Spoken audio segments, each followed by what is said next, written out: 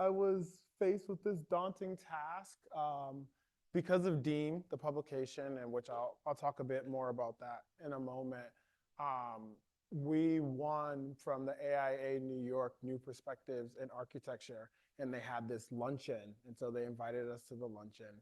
And then as I'm sitting there, somebody comes up to me and they're like, "Oh, are you prepared to give your acceptance?" And I'm like, "Acceptance?" And I look at my like one of my partners who's there, and they're like, "Yeah, you're one of four people who get an opportunity to address the entire crowd."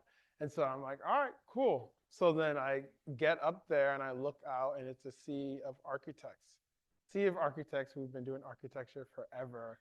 And I start off by saying, "Okay, hey, spoiler alert, I'm not an architect.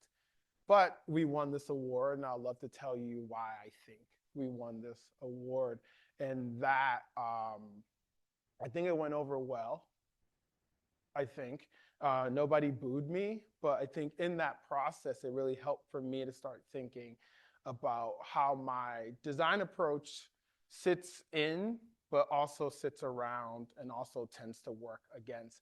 And so even just to start, strategist, educator, designer, I'm a dad. All those things start to merge together. But if I even take it a step back further, and also I wasn't always a designer. I didn't start off as the designer. There's times where I hesitate to call myself designer, um, and you'll see why in a second. But I started off as a kid who loved sneakers, art, and music. This is my dirty room when I was, I don't even know. I found an old camera and of me taking a selfie before there were like selfies in my dirty room. But this really encapsulate how I used to operate, and really what I was interested in was culture and countercultures, and how countercultures can show up and how people can show up within them. And so for me, it was about skateboarding, it was about music, it was about art, and it was about being able to hang out with my friends. And somebody asked me recently, I was being interviewed for a podcast, and they asked me, like, how did I get into design, right? And so my first array into design was graphic design. And they were like, "What got you into graphic design?"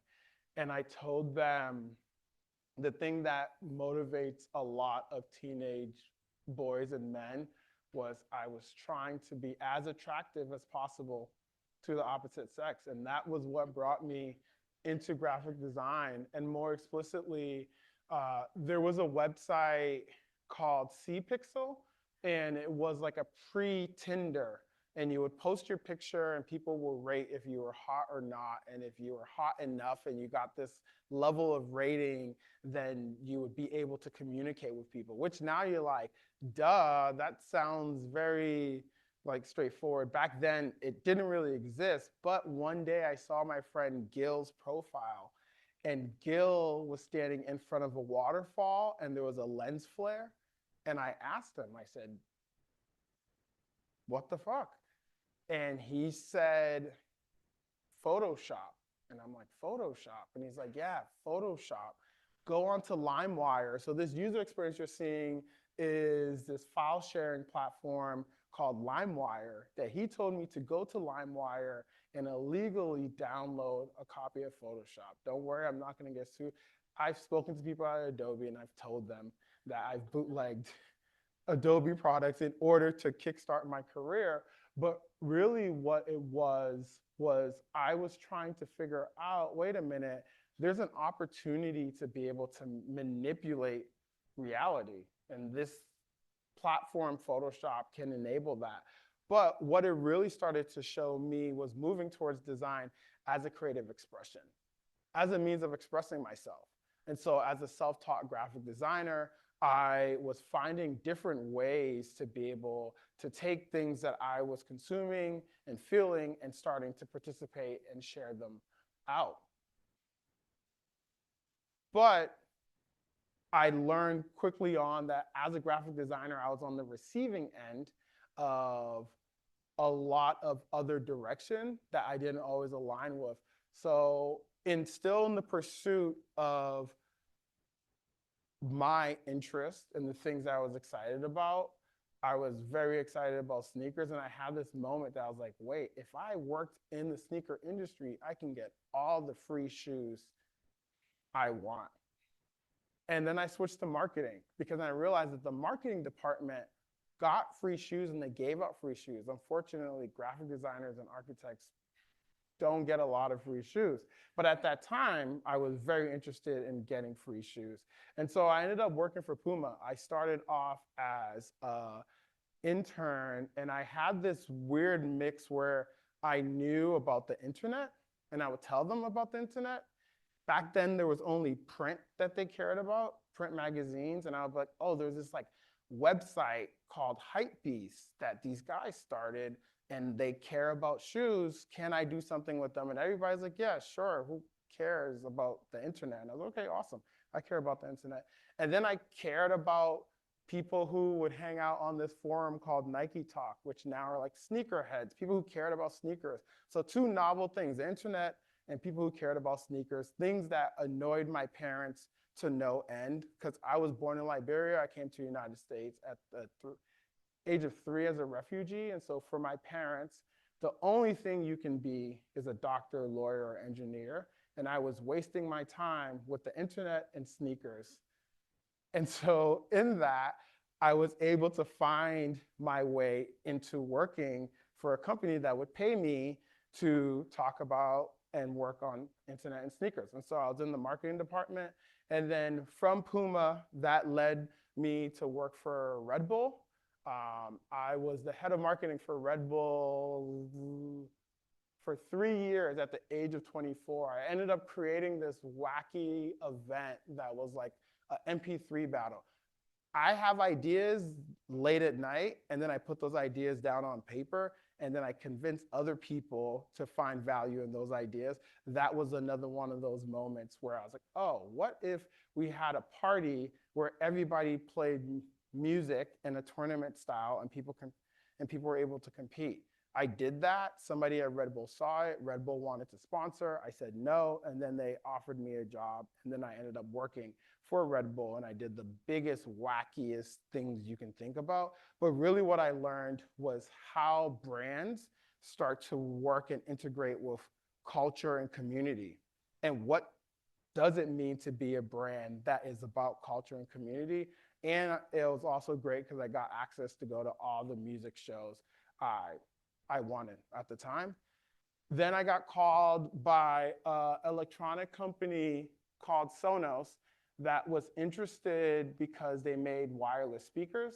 And the speakers that they made were really, really expensive. And they were trying to find a way to not only talk to their core consumers who could afford to buy the speakers, but also find ways to be able to engage with everyone around this joy of music.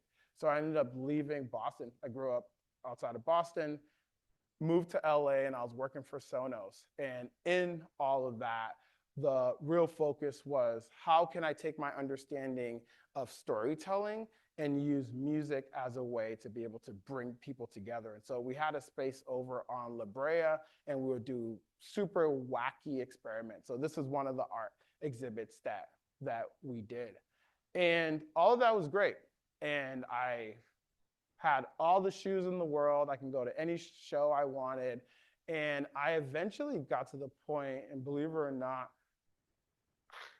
I realized that my dad was right, because my dad would always say to me, whenever I would buy new shoes, he would be like, "No, you are not going to grow any more legs or feet. You do not need any more shoes." And I was like, this guy is crazy. This guy is crazy. He does not know what he's talking about. And then one day it struck me. I looked down. I was like, you know what? Maybe he's right. Maybe I don't need any more shoes because I'm not growing any more legs. But really what it was my interest started to change. The things that I used to find exciting before weren't as exciting to me. And other things started to poke at me. And one of the things was this picture here of this gentleman, Trayvon Martin. So when people ask, what was the moment that radicalized you? This was the moment for me seeing a picture of Trayvon and seeing how he was murdered and assaulted, and thinking to myself, how am I participating in this, right? Either I'm contributing towards something positive, or I'm sitting in a neutral space, which is never really neutral, or I'm adding to the detriment of this. And so in that, I started to think about how can my practice and the things I care about start to move towards something that's much more meaningful. And so with that, I decided I wanted to make a transition from selling people things to solving problems. And I had this wacky hypothesis. Once again, up late at night, and I had this idea that I'm just naive and have illusions of grandeur enough to follow through with the wacky ideas. And I thought if I was able to learn how to build things, I could learn how to take things apart and then rebuild them in ways that served me. So I called my dad up. I said, Dad, I am going to go to grad school, and I'm going to go to grad school for engineering. And the phone dropped. And all I hear him is just like, finally, Lord, finally, finally, you've delivered me the son that I deserve. And then he picks back up the phone, and he's like, that's great. He's like trying to collect himself.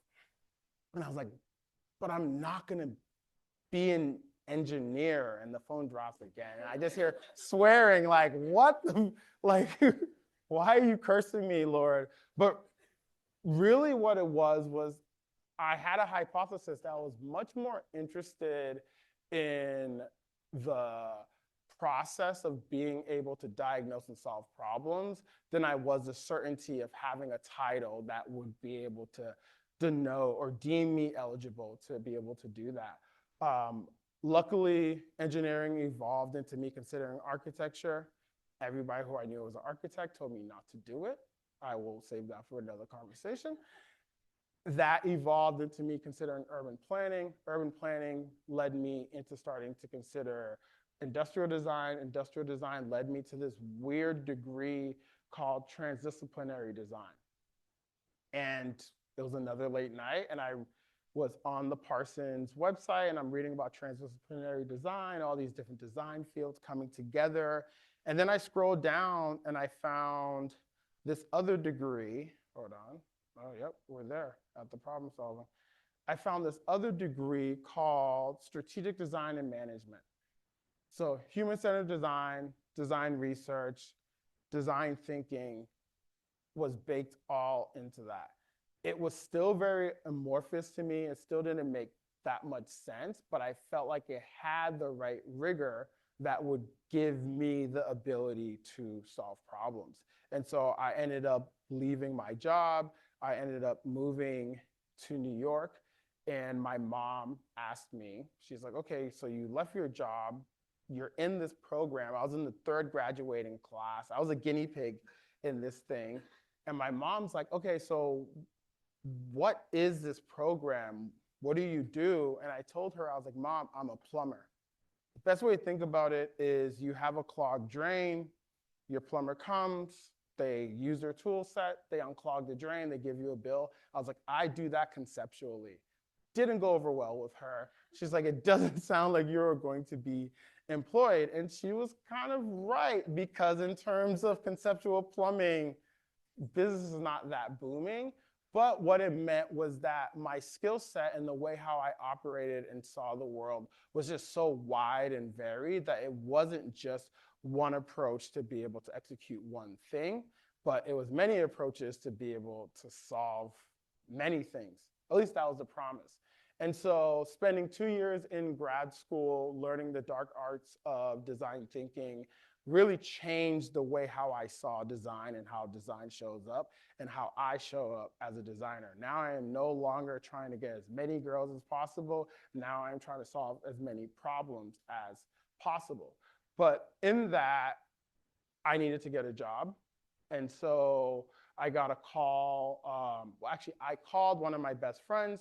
I was like, hey, this conceptual plumbing thing, not really seeing any LinkedIn openings for that, but everybody keeps telling me to consider strategy. Everybody's like, sounds like you're a strategist. Sounds like you're a strategist. And I was like, I wonder what a strategist is. He happened to work for an agency and they had strategists. So I was like, can you connect me with some people who do strategy? So he was my best friend. We grew up together. He had moved to San Francisco, and where was I at the time? I was in New York, and he's like, yeah, awesome. I'm gonna set up some calls for you to talk to people. I didn't know, went to the recruiter and said, hey, my friend is looking for a job. Can we set up interviews to hire him? We should hire this person. And they're like, yes. And now I step into this first call and I'm like, yeah, this is what I'm doing, this is what I'm interested in, learning more about strategy. Then they're like, oh, you know what? You should talk to this person. By the time I talked to the third person, I was like, oh shit, this is an interview. Y'all are interviewing me for a job. And okay, then I had to get into interview mode because I'm competitive. And I was like, okay, well, this is an interview. Of course, I need to get this job. And I ended up getting the job, ended up becoming a senior strategist at this ad agency. And they were interested in me because they wanted to move into service design. And they wanted to create a consultancy. And once again, I was going to be the guinea pig to help them build this whole new approach to business, because they made a lot of websites, they did a lot of digital experiences. And I took the job, I moved from New York to San Francisco. And as I was there, my mom was so excited because she's like, okay, awesome. The plumbing thing seems to be working. I'm like, yeah.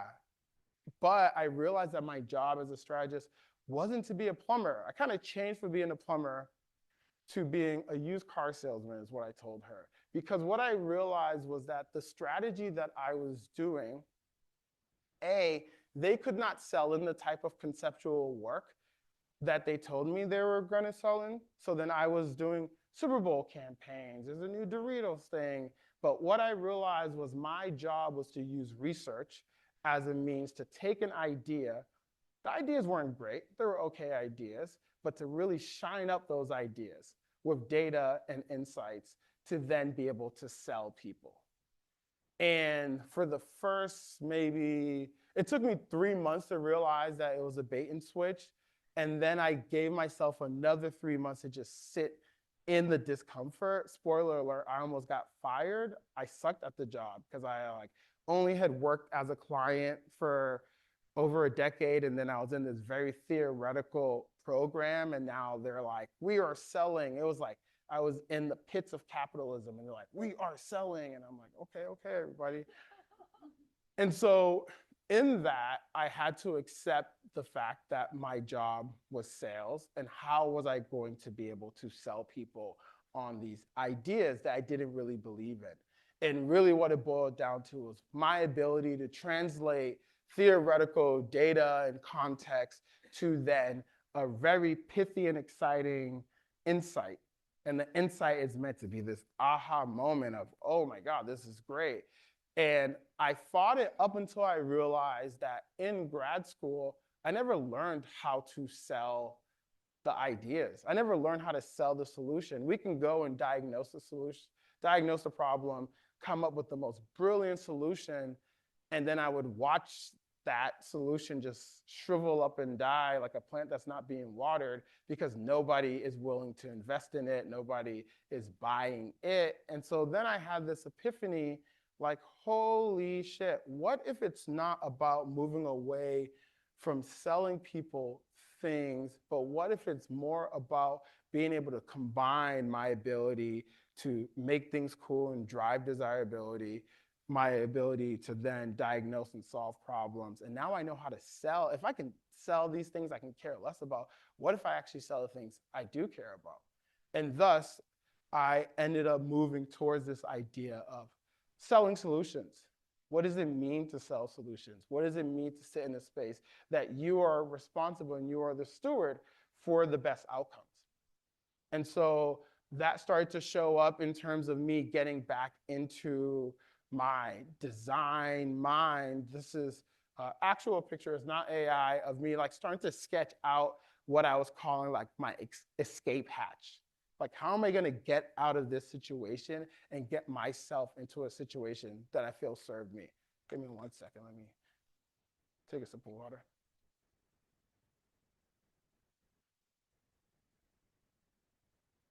So as I was sketching out my escape hatch, really what it started to look like was I needed to create a space that would allow for me to bring in the people, the ideas, and the resources and orient them towards solutions and communities that I care about. And that ended up looking like our agency, Room for Magic. And so this is a screen grab of how we started. So we started off as a community-centric design studio that instigates equitable exchange between communities and entities. And what that means is we're very excited about working in between the entities and institutions that say they want to do X, Y, Z with community and the actual communities themselves, but not to add a layer of hierarchy, but to add an enabler. And what I would always say is that the best clients knew that they were paying us, but the real clients were the community, and they were just passing through the funds to be able to enable that. This worked well for a while until community became a word that just didn't mean anything, because then everybody said everything was about community. And when we started in this space, it was an uphill battle, because when we would say, oh, we're a community-centric design studio, people were like, what? Community? What? Who? What? Then all of a sudden it was like maybe like 2 or 3 years later, everybody's like, hey, community, you still doing that community thing? And it would be like, it was like a horde of zombies where we're like, whoa, everybody. And started to see that community ended up becoming this like shorthand for something that people, well, entities and companies felt like it was the right thing to do, but never really understood what it actually means and the nuance of that. And so we've evolved where we sit now. Now the way we frame our work is a design studio of purpose, practice, and possibilities. And so community is still baked into there. It's just not the first thing we lead with. And so when you start to think about this idea of purpose, means we are very, very keen to make sure that the projects that we're working on and the people that we're working with serve a much higher purpose than just itself. And so we have a purpose that we're very interested in, but then we're also very, very interested to see, okay, well, what is the purpose beyond what you're selling or what your service is or what you're trying to do? Is there a way for us to be able to suss that out? Then when you start to think about practice, practice is like, hey, the process itself is the product. And we don't try to distinguish between the output and how we get there. We take care in every single step. And the best clients understand that the way how we approach things is in a way of transparency and care and curiosity. And so we don't always promise to say, we are going to show up perfect every single time. We're going to solve this thing for you immediately. Like, we like to leave space for things to evolve and for things to iterate. And so in that, our practice is something that we like to centralize and something that we often are evolving and finding new ways to be able to approach. And then possibilities. Possibilities sit within people themselves. We believe in people. We believe that if a bunch of people all share the same desire, they become a community, and that there's possibilities there. And possibility also speaks to the boundlessness of like, how can we create something that currently doesn't exist? And that things that currently don't exist can be something that's of a utility and of a service, but also something that can just bring joy. And where does joy and optimism sit within the work? And so even if I went back, you can start to see like this framing was very, very specific for that time, and allowed for us to step into the work with a lot of intention.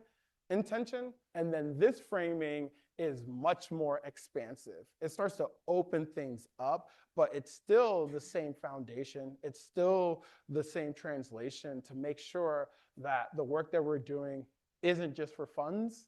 It is for funds, but also can actually result in work that we are proud of. And I would say like this filter of purpose, practice, and possibilities does create a hurdle for us meaning we don't take on all the work. We can't take on all the work. Some work is just amazing, and we're like, oh, that sounds great, but what does this actually mean? And then there's other work that well, there's a phrase that I say to the team all the time, like we have a Scooby-Doo moment where the client says that they want this thing and we're the best partner for it. And then if you've ever watched Scooby-Doo, there's always a moment at the end of the episode where they rip the mask off the ghoul and it's Mr. Johnson. And it's like, oh, shit, oh my God. And so then part of our work also is that as well, is sitting in that discomfort that people can have the best intentions, but even their intentions then can be influenced or have different motives that sit within that, and what's our responsibility to that. And so the clients that we end up dealing with like fall into two different, not extremes, two different poles. One, we're really good with clients who have a strong social purpose or intention, but their brand is whack. This is not, it's not exciting. And so for us, coming from our background in marketing, art, culture, we're like, okay, well, how do we make this as exciting as a sneaker drop? So then there's like that line of work that we do that we're really great at. Then on the other end, there's clients who come and they're like, oh, we just have this exciting thing that's really cool. And we're like, yeah, but it lacks meaning, it lacks depth. It's not really that creative until we start to get other people involved in it. And then we bring the thinking and the meaning and the depth to it. And so we tend to fluctuate between those two extremes. So our work starts with research. We started off as a research agency.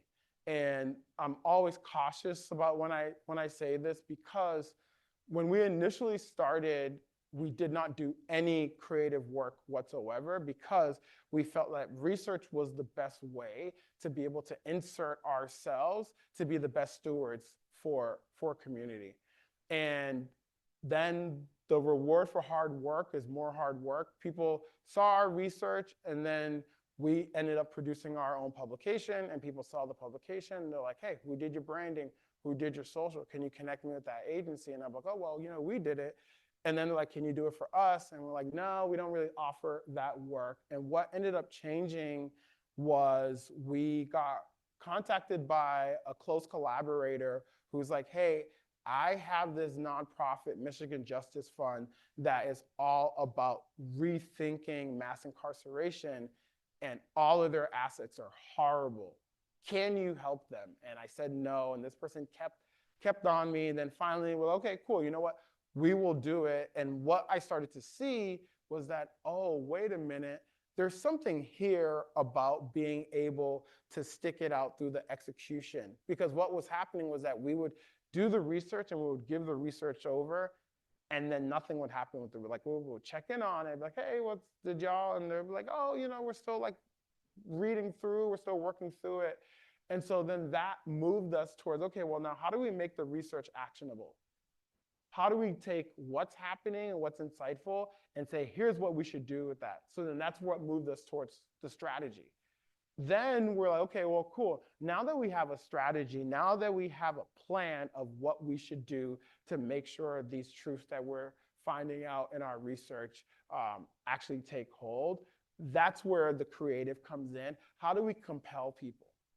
How do we get people to be as excited about this solution or this opportunity as we are? And that's where we start to pull in creative, visual, storytelling, to be able to put all of those things within there. But it always operates on this continuum, meaning the creative is driven by the strategy. What are our goals?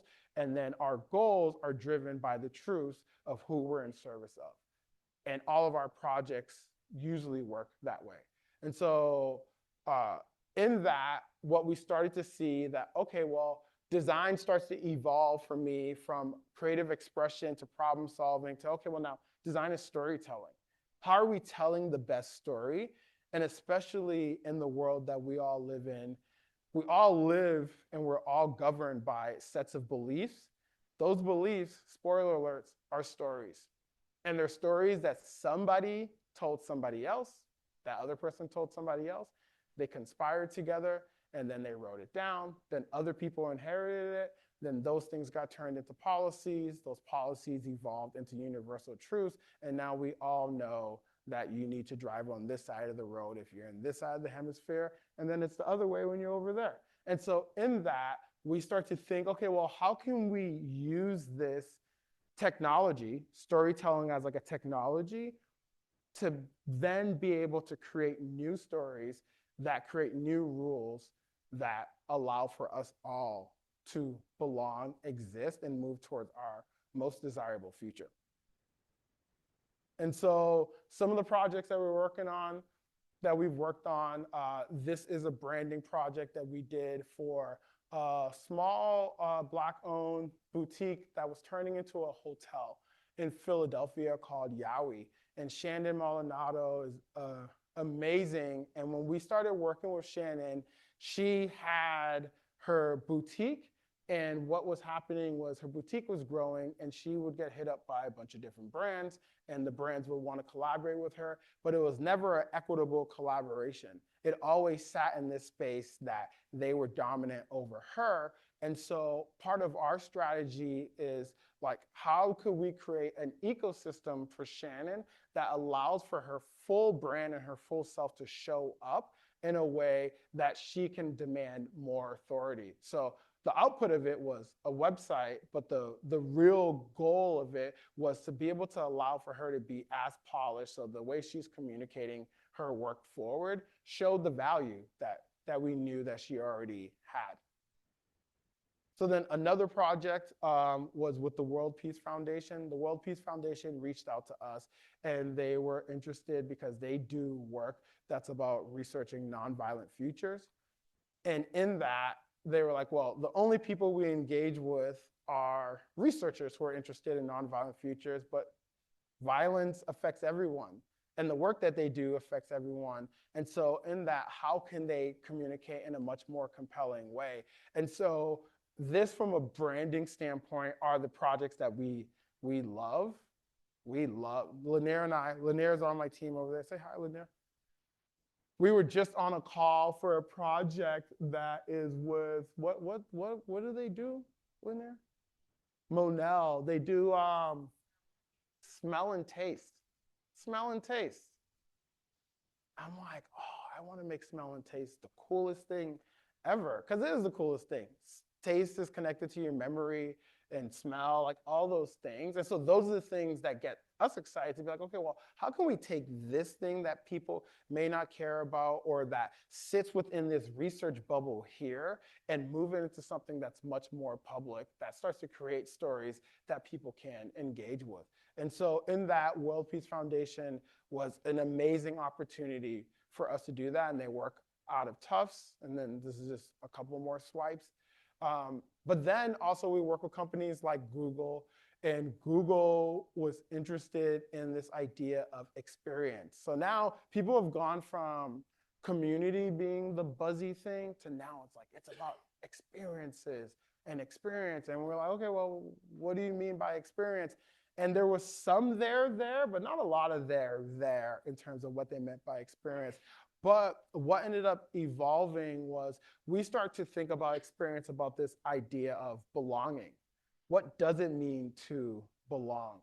What happens when people feel like they belong? Who gets to negotiate belonging? And so in that, you're seeing all the outputs of it. You know, I'm not showing you the process of the thinking and the communicating, but what was exciting to us was then to be able to codify this internal think tank within Google called the Experience Institute that operates like a research think tank, but communicates like a brand. And so in that, being able to create these touch points for them, once again, to gain advocacy internally, and the goal is that they're trying to spin this off to be an external research institution that's funded by Google. So outside of that, so that's like one line of work. So that's all like the branding work. Then there's other projects that don't necessarily sit within branding, but are still about storytelling. This is a great example. So this marker is on the border of Pennsylvania and Delaware.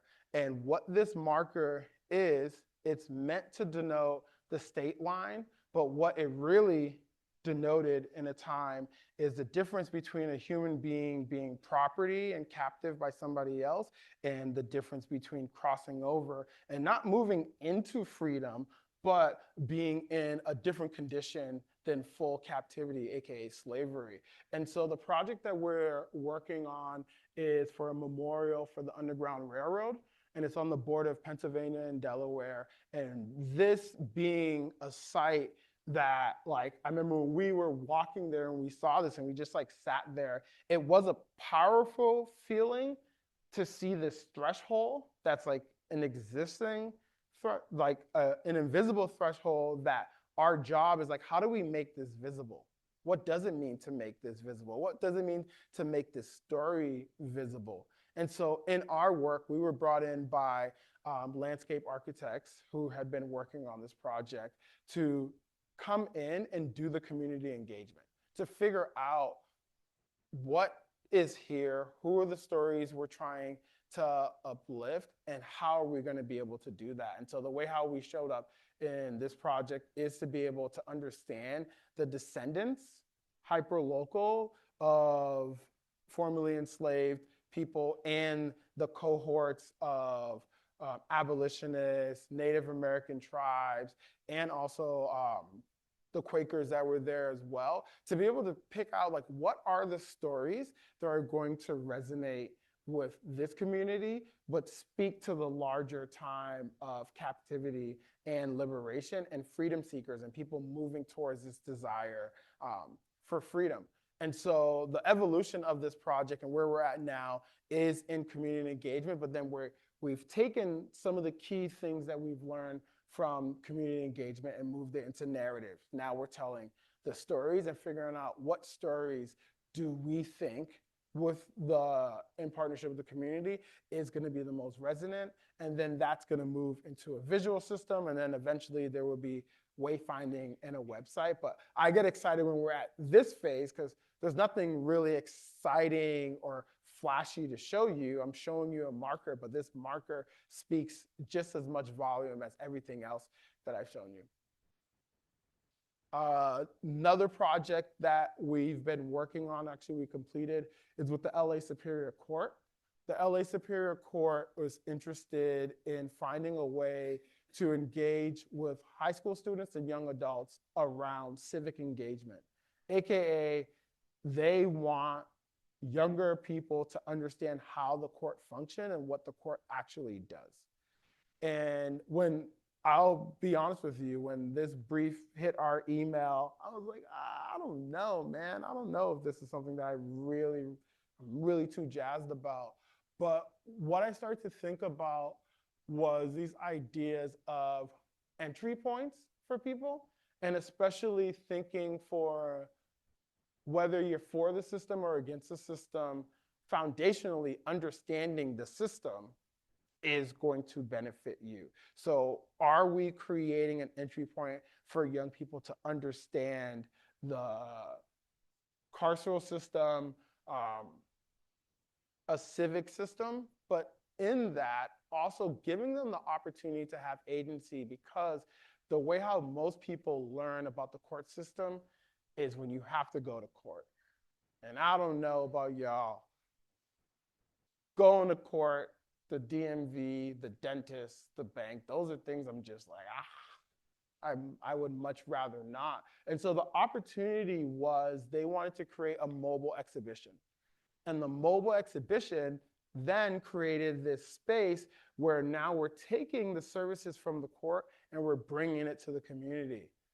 That's exciting. That's really interesting, and also creates a space where the power dynamics aren't the same as you're going to the court. So then people are much more open to actually learn what opportunities there are within this civic institution. And so this image is us doing a workshop with judges and different court employees. and just starting to map out, like, if we're gonna do this mobile engagement, like, who are the people that we're trying to engage with? How are we gonna engage with them? And so this is just one of the vignettes of the mobile exhibition. So we led community engagement. We worked on narrative. We did all the art direction for it. And then we worked with another team that did the actual physical build. But what's really cool, and you can kind of see it to the left of that gentleman, it all lives in a trailer, and it's all modular, and it all folds upon itself and gets packed into the trailer so that it can show up in different iterations depending on the different communities. And so, like I said, our work starts at one point. It always starts at research, and then it just kind of like expands out. And even though there are certain mediums, whether it's branding, whether it's storytelling, whether it's experiences like this that we do enjoy, we try to stay medium agnostic so that whatever the best way to be able to, for the story to live on, isn't necessarily bound by just like what our desire is. Give me 1 second.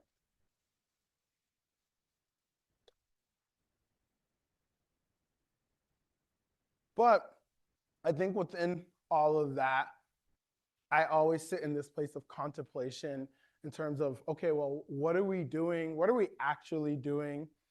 Especially if our studio is a design studio. One thing that we start to realize is that there is an issue when I tell people, like, oh yeah, I'm a designer, and we like have a design studio. And what I start to see is that the conversation usually goes, hold on, check, okay. The conversation usually goes, oh no, it's starting to sound weird. Is it still, can you still hear me? Okay, yeah. So the conversation usually goes, hi, I'm new, I'm a designer, and then people say, what do you design? The what do you design always caught me off guard, because you can see I'm a meanderer. I'm like, I don't want to say I do just this thing. I want to do it all. But the what do you design really start to hit on something much deeper. And it's like, what are you codifying that other people can participate in, that they can actually experience? And in that, we started to interrogate, okay, well, what do people qualify as design?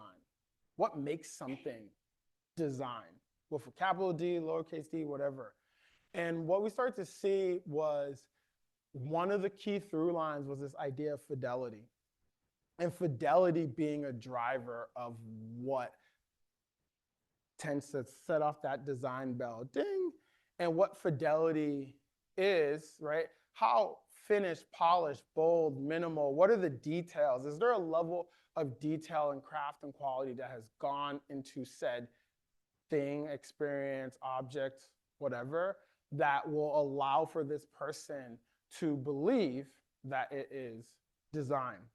And so in that, what we saw was that we needed to interrogate what's fidelity, right? So, okay, cool. Like if design is being judged based on fidelity, then what is fidelity? And what we started to see is that fidelity is somebody's relationship to the resources needed to achieve that level of fidelity. It becomes self-fulfilling. So resources, class, race, gender, capital, network, all these things are baked into design in order to achieve that level of fidelity. So then fidelity operates like how I have it illustrated here, is this like invisible line, that anything that falls underneath that line is considered craft, indigenous DIY, aliens built it. Anything that's above it is considered design, right? You see like new iPhone, like when Elon Musk had the Cybertruck drive up on the stage and everybody was like, whoa, like everybody was reacting to it. And what they're reacting to wasn't necessarily the design of it, but the level of fidelity that went into it, aka the level of resources that went into it. And what we started to see was that, well, resources aren't evenly distributed. So then what starts to happen is that design only shows up in a very specific way, and that is bound by the people who have access to those resources. And then everything else that doesn't fall within that scope of having those resources gets excluded from the conversation of design. And so design design has an accessibility issue in which we've all known that, but then the way how we understand and what we believe about design also needs to be rethought, because then if we're trying to move somewhere where design can actually have a much greater purpose, we're always going to run into this resourcing fidelity trap. And so with that, we started to see that all design spoke about the same things, whether it's sustainability, community experience, like all those things follow the same trajectory. And a lot of those things have the attention of capital and resources in order to get design to start to enact on that. And because we were bold, we were like, oh, you know what? What happens when you start to move away from this idea of design that's only bound within resources? And so in that, started really thinking about design more as a process, and a process that is meant to add value. And so this case study is our publication, Dean Journal. And Dean is the way how we start to think about design as a process and move design away from just the output of said design. And so it's a platform that explores design as social practice being a specific form of art, socially engaged art, that social practice isn't limited to just what is the output that we're codifying, but it's more based in what is the relationship to community and what are we trying to communicate within said work. And so then the question became, well, if social practice, which is an art form that necessarily isn't always burdened with societal issues, can orient itself towards that, what would happen if we use that as a mirror for design to be oriented towards social engagement as opposed to just output? And so in that, we started to derive, well, what is this process of design? How can we start to codify it? How can we start to show it? And one of the key things is looking at design as a means of adding value. Where can design show up in spaces to be able to add value? Then looking at design as this opportunity to not only see the designer as the person who is going to author or create said experience, but what does it mean to look at the designer through the lens of somebody who's creating conditions? So then design becomes this form of stewardship and less of a form of creation. And in that, the ultimate goal is to be able to look at design in a way that it starts to push people, communities, and systems towards thriving, towards making things better, and not just making things. And because I don't know if there's a trajectory that I have that I'm naive and foolish and I put out provocations and then I have to reverse engineer to like live up to that. But then we have this foolish idea that this process of design isn't just limited to designers. So many people participate in design every day, but don't get a chance to see their work as that, partly because of the resourcing and the fidelity thing that I just spoke about, but also they don't feel empowered in that. And so we started to think, well, what would happen if we created a space that we can bring in many different types of practitioners to work on design problems without having to call it design? And so that shows up like issue 1 of Dean. This is Adrienne Marie Brown. Adrienne Marie Brown's a writer, a doula, an activist, like a trauma healer. And when we first initially were scoping out our first issue, which our first issue is about designing for dignity, we wanted to ground the issue in a framework, in someone's framework.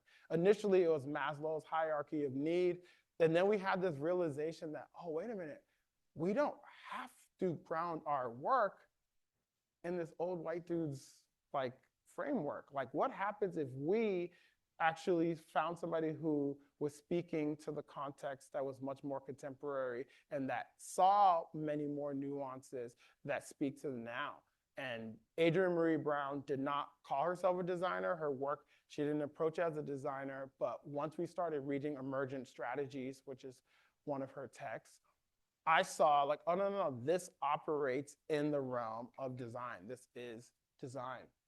And we reached out to Adrienne to be on the cover. And her first initial answer wasn't like, yeah, awesome. It was like, oh, wait, I'm not a designer, right? There was this hesitancy for her to step into that. And it wasn't until like we went and we did the interview with her that in that moment, she was like, oh, I guess I could see my work as design.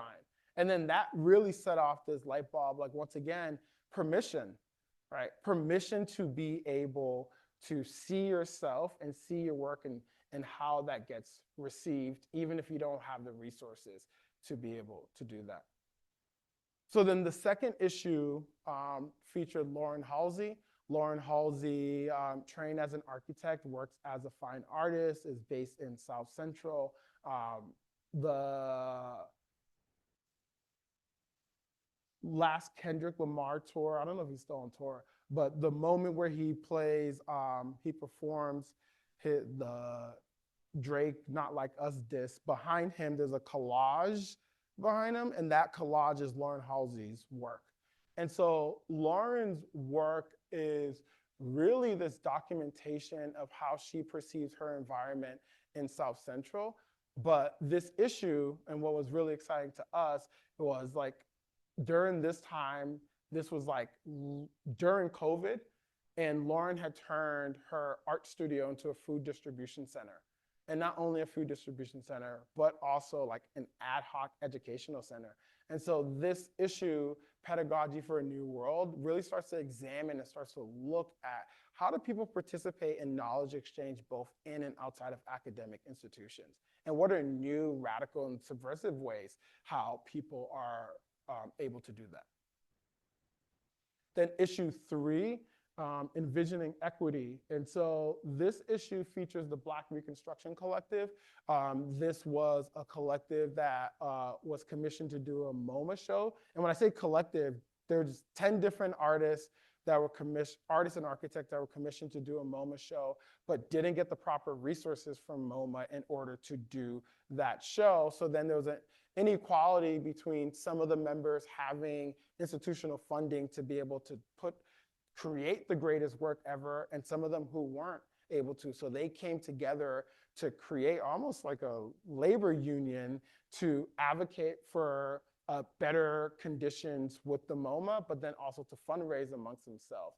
And so in this issue, we're thinking about equity as a design challenge and also teasing apart this idea of equality and equity, whereas equality is kumbaya, we'll be holding hands, and equity is the much tougher conversation about labor, resources, and how people's value is captured and distributed that gets you towards equality. And so we saw that design is really good at showing you the beautiful things and has the architects who do all those things. But then we're like, okay, well, let's go deeper and actually talk about the labor and what does it mean to start to consider that within design context. And it was amazing to be able to be in conversation with 10 different designer and artists who are creating an institution because they weren't all on the same page. And they admitted they weren't all on the same page and that they were building from a place of need and trying to create a foundation that would allow for other people to build upon that. But they weren't trying to show up like we have it all figured out and we're experts, but we're trying to create something new. And then issue 4 was about placemaking. The gentleman on the cover is Theaster Gates. And this was really exciting because, as we know, placemaking gets thrown around. Everybody's like, "Whoa, we're making place. And what we were very interested in is what starts to happen when you hold up formal practices of placemaking that usually involve architects, usually involve developers, usually involve an external party coming in to a set place to be able to engage with that space to turn it into a place.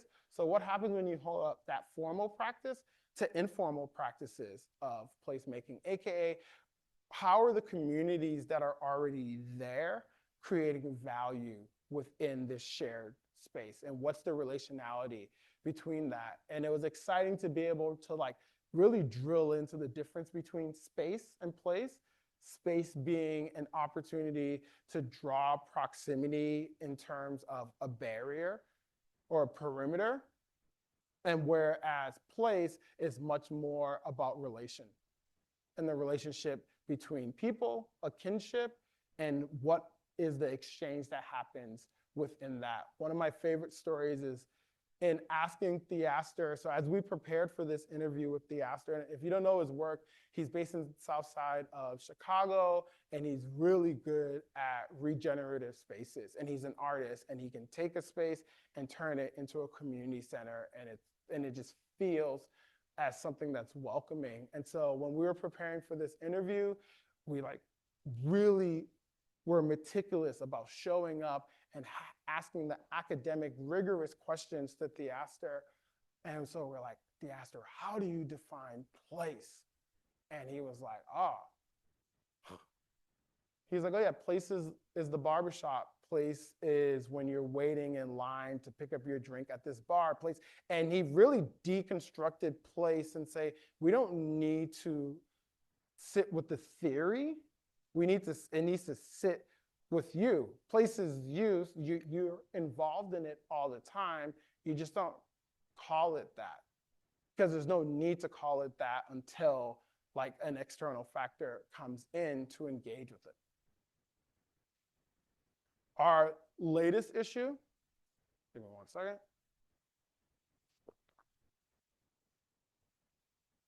is about climate. And something that's interesting, and I'll be honest with y'all, we messed up on the first issue and we're overly ambitious, and the theme of designing for dignity is, there's no beginning or end to that. So every other issue is a response to this idea of dignity. So when you start to think about place as a response to designing for dignity. And every issue, we frame it up as a question and not necessarily as an answer. And our goal is to be able to explore and find who within many different practices can help to illuminate an idea, for us to have maybe a new collective language around this idea of dignity. And so in that, we try to make our issues not necessarily about what the latest trend is, but what we found is that our issues are both timely and timeless, meaning they're very much in the now, in the zeitgeist of the now, but they're always referenced through and through, and you can pick up any issue at any moment, and it's not gonna feel like, oh, this was so 2 years ago. And even to the point where issue 1 and issue 2 are sold out, and when people learn about Deem, they're like, oh, I need every issue. And then they email us, can I get every issue? And we're like, oh, we don't have that issue anymore.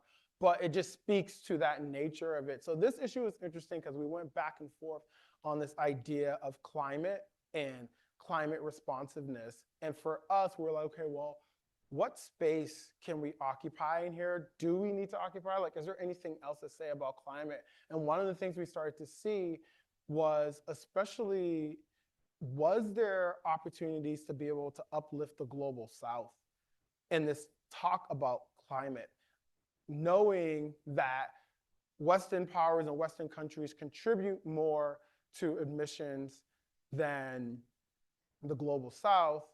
But when we think about who's being affected the most directly with climate right now, it usually sits within countries that aren't contributing as much. And so in that, what starts to happen when we create a moment where we're in a learning position from the people who are engaging with this right now and in a much more meaningful way. And so that really became exciting to us. That really became a proposition for us that we felt like, okay, we're not just going to talk about how concrete can hold on to this much CO2. Like, what starts to happen when you start to look at who gets the right to shade in Nairobi and talking about those things. And so this issue featured Dr. Ayanna Elizabeth Johnson. And in the conversation, it's really grounded in this idea of what if we get it right? Meaning optimism. How can optimism and hope still play a role in this idea of climate? And if we all believe that we can move towards that, what does that start to look like? So as a preview, issue 6, we're working on it now. When we started, our ambition was to be a biannual publication. And we were like very like steadfast, like 2 issues a year, and they're all going to be just so great. And now we're a triannual publication, meaning we will try to get an issue out annually. We are no longer bound to trying to get 2 issues out. But the next issue we're working on is about institutions. And institutions through the lens of when people talk about institutions, it's loaded. There's something that's in it. There's this idea of permanence. There's this idea of authority. There's this idea of hierarchy. And similar to place, we started to say, okay, well, institutions themselves have a function, but what can we learn about informal and formal institutions to help inform what we want from institutions in the future? And how do we start to dive into that? And how do we start to abstract that? My favorite thing is to abstract it as much as possible. So somebody said to me, they were like, oh, I'm interested in Rice as an institution. I was like, yeah, Rice as an institution. What does that mean? I don't even know what it means. But in our exploration, what we're trying to do is to say, not institution good, not institution bad, but here's what this is and what this could be, and here's what we can learn from it. And what starts to happen when we have as many people who are thinking about this in such an expansive way that it's on the verge of falling apart, that we can bring that together to be able to equip us with new language about institutions. So in that, the people that we've been able to coerce into our network fall into 2 different buckets. I call them disgruntled designers, designers who feel a design could and should be doing more, and then change makers, so artists, activists, people who are finding new ways to subvert, puncture, and circumvent systems that we currently live in. And those 2 people make up the DEEM world. But I believe that there's a whole other person that I'm super excited about. Now I'm talking future state. And it is this idea of the design curious, people who currently do not sit in positions of change at the moment, but know that they're dissatisfied with their current state. And how can DEEM become a vehicle that will allow for people to engage and enter into conversations and spaces and open up abilities to design?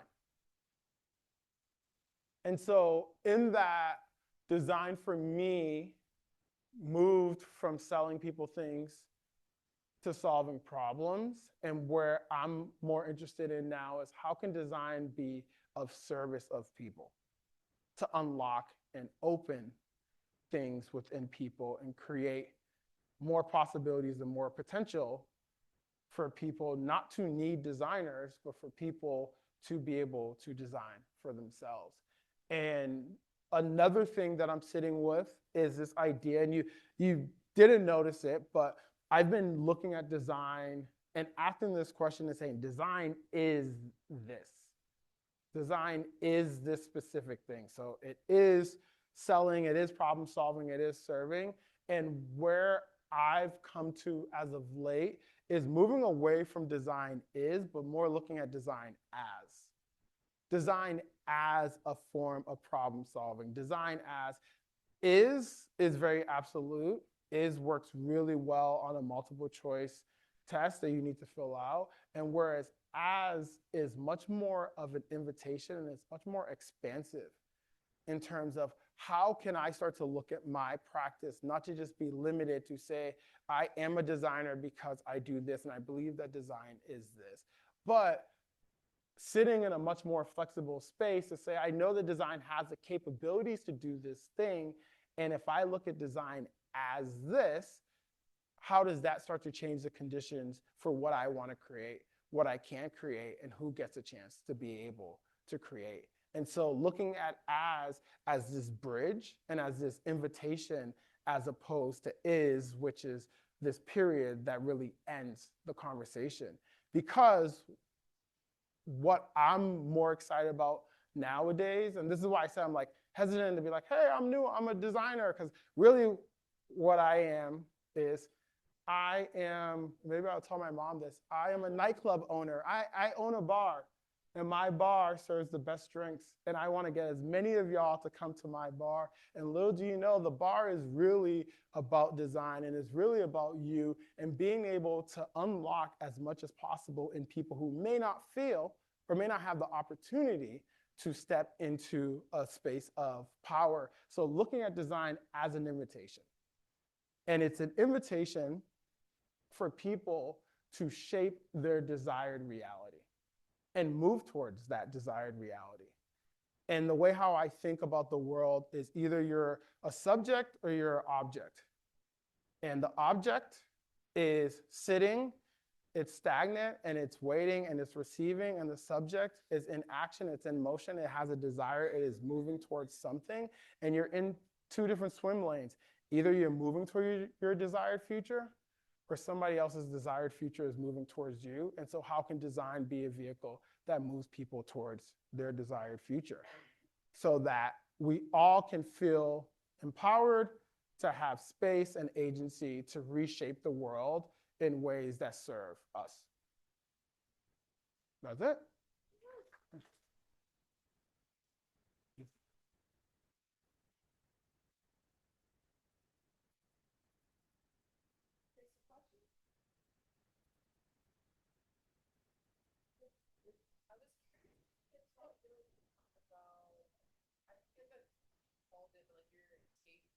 Mm.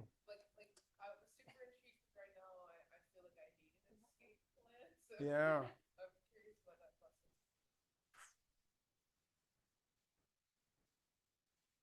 Man, I feel like we should always all be in the process of an escape plan. Like, I don't think the escape plan, like, for me, ever stops. And meaning that I sit in a place now that I'm fortunate to work on projects that I'm excited about and fortunate to work with people that I'm really excited about. But I just think the nature of how my mind operates is I'm like, oh, wait a minute. When I got into this room, I saw that door. What's behind that door? Okay, you know what? Let me just hang out in this room for a bit. But I'm always eyeing the door. And I think the most practical thing is really starting with, where do you want to see yourself? And not where do you want to see yourself realistically? What's the point of being realistic when you're in your own brain? Like, there's no, like, why put the limitations there? Like, where do you see yourself in the most grandest way possible? In the most fulfilling way possible? And part of the reason why I started off showing a picture of my dirty room with sneakers was that that's where it started from. It started from me being into things and me getting excited about those things. And in my explorations of things that I'm into, I just live within that continuum. And so I think when you're thinking about your escape plan, it really starts with you yourself. What do you desire? And then who can you get to conspire with you to make that into a reality?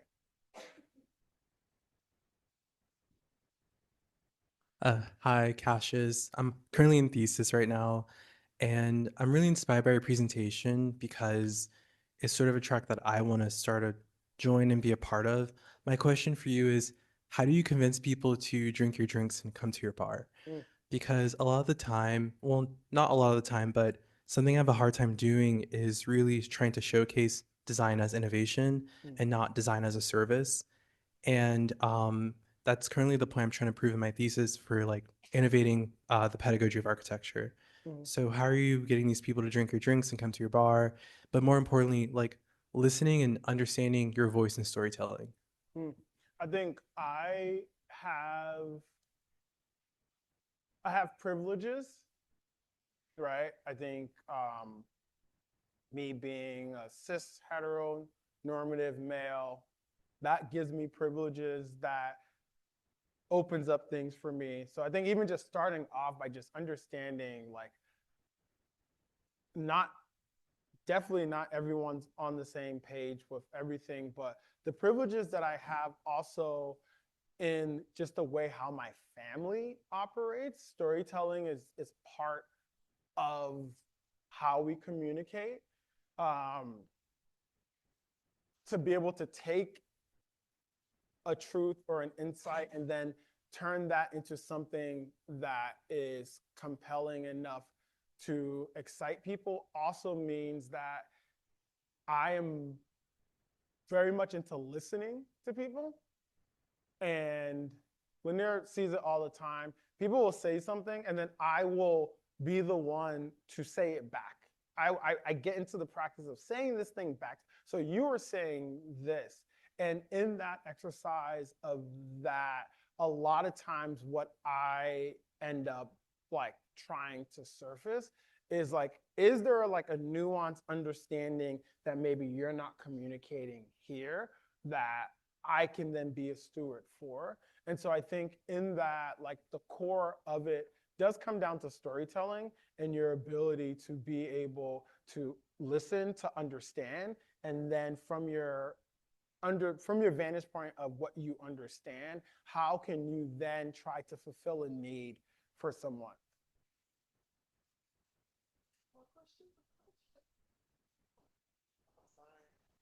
Oh, sorry. Maybe we can spit too. I think mine's quick. So I loved your projects about like the markers for the Underground Railroad. I'm here doing the master's program in heritage conservation, which is directly related to that. And we're the people that help get those markers done. So I'm just curious about, was that like your first introduction to that field? Or, what was kind of the process of taking that on? And such a niche field, so a lot of people don't know like even who does that work. So I'm just curious about how that came about. We do have a marketing problem in heritage conservation. We know it, so I'm just curious. I mean, on my desk, I have this post-it note that's this like upward spiral, and it says like a constant state of realization, meaning every day I find out something new and be like, oh yeah, somebody does that. And with that project specifically, we got an email. Someone on that project team found a copy of Dean and was like, "Oh, this is amazing. These people are thinking about this in a different way." And then went to the Dean website. And then if you go to the Dean website and then you go to the About page and you scroll down and you squint your eyes and you turn your head, you'll see, oh yeah, Room for Magic in there. Somebody did that due diligence and then emailed us and said, "Hey, we have this project that I think you would be a good partner for," even though we did not have any work or case studies that showed that we had competence in that work. And so for us though, because we're naive and foolish and full of ourselves, well, oh yeah, we can do that.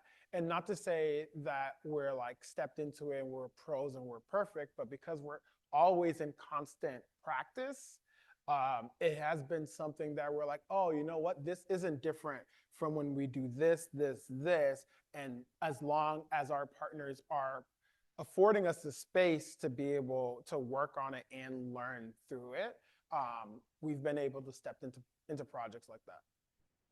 I thought, was there one other question over here? Hi.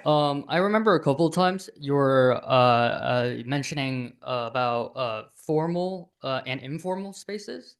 I think one was like towards the end where you were talking about like a new topic that you were initiating, and I think the Dean Journal, which was about kind of institutions and informal institutions. I was wondering if you can explain a little more on what you mean, Yeah. specifically of what makes a space formal, informal. I mean, I think this idea of formality usually lives within our understanding of what is valued within society. So, meaning an institution as a functional structure usually holds value in terms of its permanence, meaning it's always been around, right? Like and people are just like, oh, like there's no beginning or end to an institution. We are sitting within a construct of an institution that has markers of formality. And the markers of formality is that there's resources that are contributed to make sure that people are employed to make sure the institution is around in permanence. There are physical structures that are meant to hold the knowledge of the institution and disseminate it out. There's a level of reverence that comes and prestige that comes with institutions that's built up over time.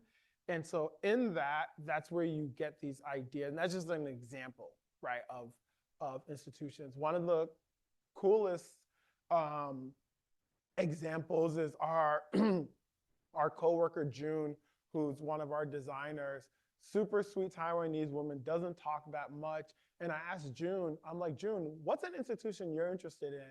And she's like, and she looked at me and she grinned and she's like, America.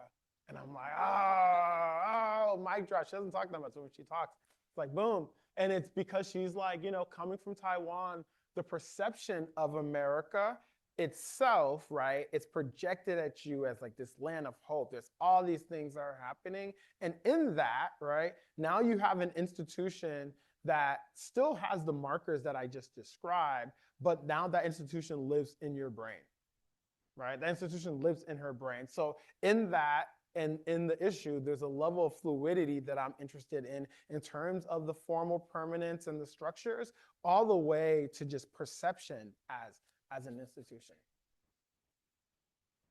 Thank you so much. I really appreciate it. Oh. So.